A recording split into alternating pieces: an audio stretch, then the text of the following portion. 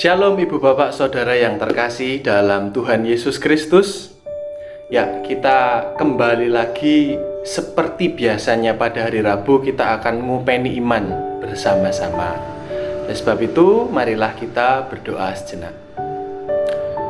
Ya Tuhan, kami mengucap syukur jikalau kami boleh kembali di hari Rabu ini untuk boleh memelihara iman kami, ngopeni iman kami dengan merenungkan sabda-Mu.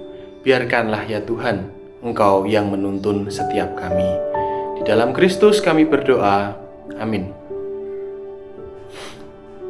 Sebuah pertanyaan akan saya ajukan. Seperti judulnya, Yesus itu jawaban atau pertanyaan? Sekali lagi, Yesus itu jawaban atau pertanyaan? Mari kita merenungkannya. Dan saya yakin setiap kita pasti kebanyakan menjawabnya bahwa Yesus adalah jawaban. Ada sebuah cerita anak SD itu diberi ujian matematika oleh gurunya. Dia lupa belajar dan dia tidur kemalaman karena asik main HP. Kemudian pertanyaannya 1 sampai 5, 3 kali 5 sama dengan 8 kali 2 sama dengan. Wah, dia bingung, benar-benar bingung gitu ya. Kemudian dia menulis jawabannya. Nomor 1 jawabannya Yesus. Nomor 2 jawabannya Yesus. Nomor 3 jawaban Yesus. Sampai nomor 5 jawabannya Yesus. Ketika ini dikumpulkan, sang guru kaget. Loh, ini kok jawabannya Yesus semua gitu. Kemudian anak ini dipanggil. Nah, kok kamu menjawab semuanya Yesus gitu. Kemudian si anak itu menjawab, Bu, bukankah Yesus itu jawaban atas semua pertanyaan kehidupan? Si guru itu tersenyum dan dia tidak bisa berbuat apa-apa gitu. Kemudian ada juga seorang penyair yang menuliskan sebuah lagu, namanya Andraé Crouch. Menulis sebuah lagu yang bisa kita search di Google ataupun di YouTube juga. Jesus is the answer gitu ya. Yesus adalah jawaban. Apakah memang demikian? Yesus adalah jawaban. Kita akan bersama-sama merenungkannya dengan sebuah bacaan yang diambil dari Injil Matius.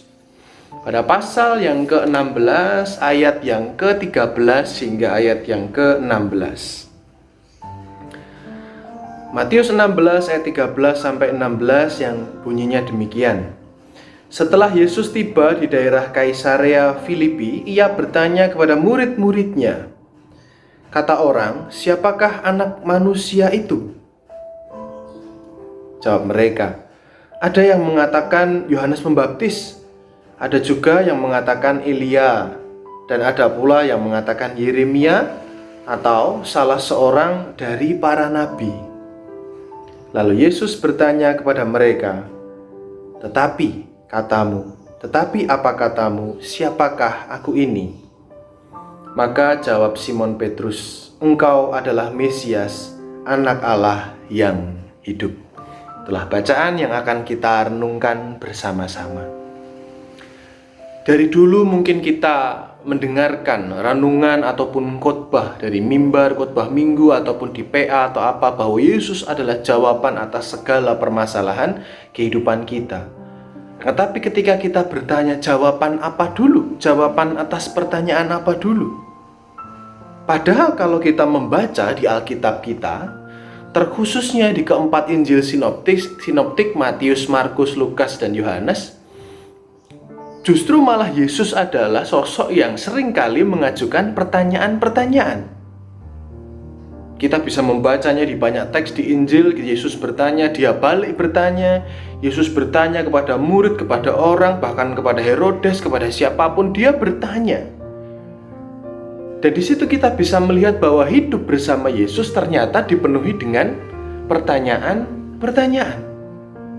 Dan ini kita bisa melihat bahwa pertanyaan dari Yesus yang dilontarkan kepada Simon ini, kepada para murid ini, bukanlah pertanyaan yang mudah loh untuk dijawab. Kalau kita menjawabnya sekarang, Yesus itu juru selamat kita, itu menjawab ketika kita sudah mendapatkan warisan ajaran kekristenan ribuan tahun yang lalu sampai sekarang gitu. Tapi pada saat itu mereka tidak punya ajaran kekristenan begitu. Mereka hidup bersama Yesus yang pada saat itu Yesus adalah manusia pada umumnya.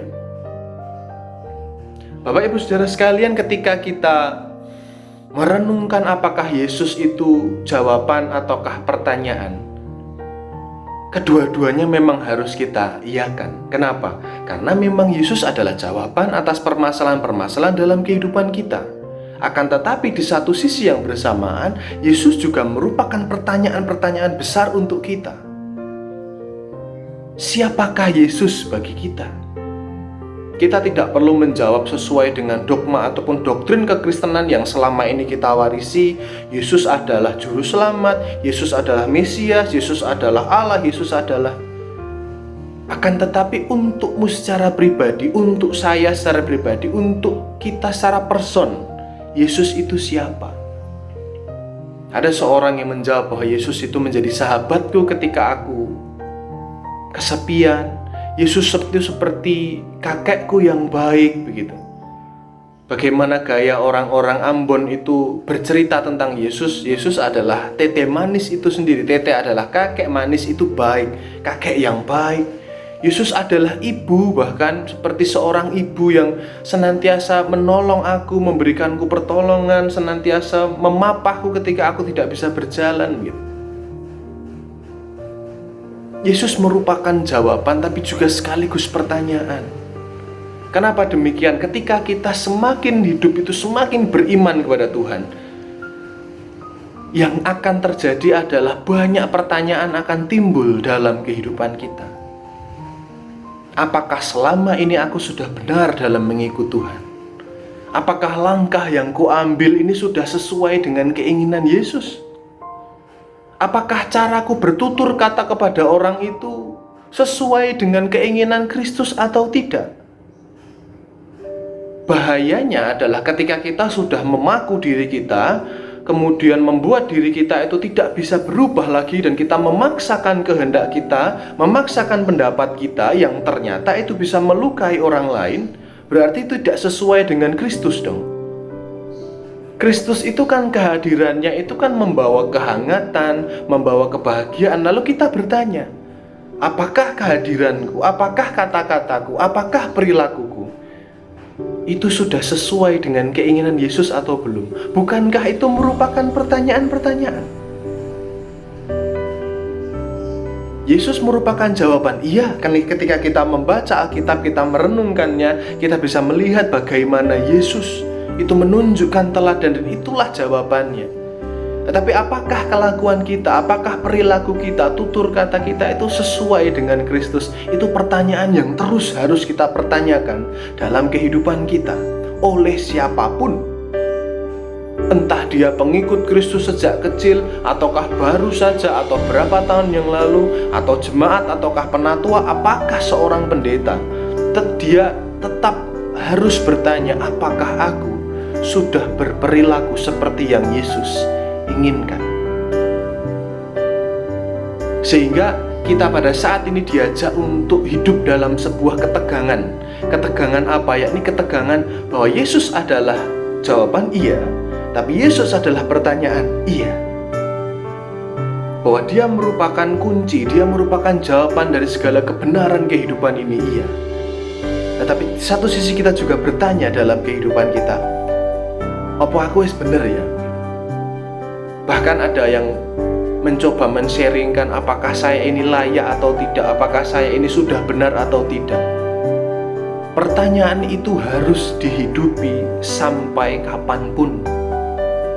Karena justru disitulah kita menghidupi hidup bersama dengan Kristus. Kenapa? Karena kalau kita melihat, kita membaca teks Injil kita, hidup bersama Yesus itu, Yesus tidak selalu memberikan jawaban, tapi justru pertanyaan. Dan apakah kita mau terus bersedia bertanya dalam diri kita, apakah aku sudah melakukan yang baik menurut Yesus? Atau jangan-jangan aku melakukan apa yang baik menurutku secara pribadi? Marilah kita menghayati dan menghidupi Kristus sebagai sebuah jawaban dan juga sebuah pertanyaan yang tiada henti-hentinya harus kita pertanyakan dalam kehidupan kita. Amin. Marilah kita berdoa. Ya Tuhan Yesus, kami mengucap syukur ketika kami boleh bersama-sama merenungkan sabda-Mu. Dan biarkanlah ya Tuhan, kami boleh mantap akan jawaban bahwa Engkaulah Mesias, bahwa Engkaulah Sang Juru Selamat. Tetapi di lain hal, di lain sisi kami juga ingin terus bertanya dalam kehidupan kami, apakah kami sudah sesuai dengan kehendak-Mu? Apakah kami secara personal, secara pribadi, dalam segala sikap dan tutur kata kami, itu sudah sesuai dengan kehendak-Mu? Ajar kami mempunyai kebijaksanaan dan hikmat ya Tuhan, karena hanya dalam nama-Mu lah kami beroleh hikmat dan kebijaksanaan. Terima kasih ya Tuhan, terima kasih. Biarlah kami terus menjadi pribadi-pribadi yang selalu hidup, bertanya apa yang menjadi kehendak-Mu dalam kehidupan kami. Terima kasih Tuhan. Di dalam nama Tuhan Yesus Kristus, Sang Jawaban dan Sang Pertanyaan, kami boleh berdoa. Amin. Demikianlah ngopeni iman kita pada hari Rabu ini. Tetap semangat, tetap jaga kesehatan. Untuk setiap kita yang mungkin kesehatannya menurun, tetap juga memiliki spirit dan daya juang, karena Tuhan juga beserta dalam segala pergumulan kehidupan kita. Tuhan memberkati.